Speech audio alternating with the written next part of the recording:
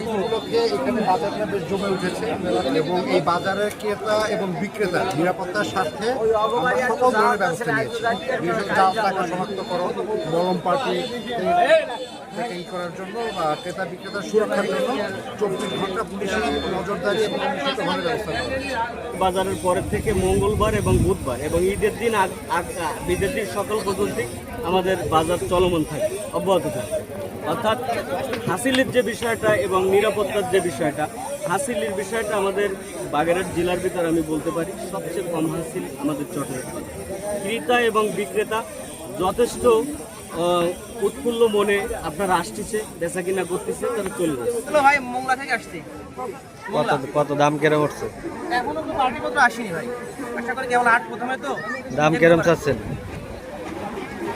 300-এর মতো, 300 বা 320 দাম অনেক রিজনেবল কোনো প্রাইস না, এটা কেনার মতো অবস্থা নেই। যে অবস্থা আছে এই মুহূর্তে, এরা অনেক বেশি দাম চায়, গরু কেনার মতো অবস্থা নেই আসলে।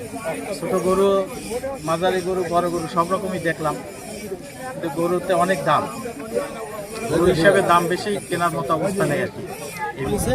আমি এখনো কিনি, আমি 8 করে বলেছি, 8 করে দেবো।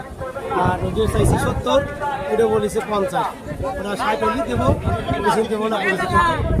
এখনো করতে আশা কাছাকাছি চলতেছে,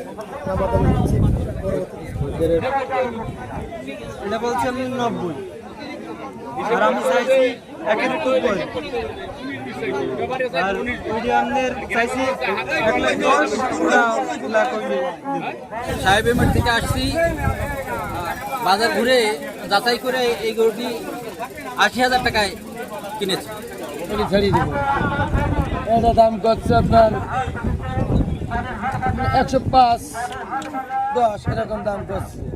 15 ছাড়িয়ে দেবো, 15-16 কোন জায়গায় আসছে? এসব কয়টা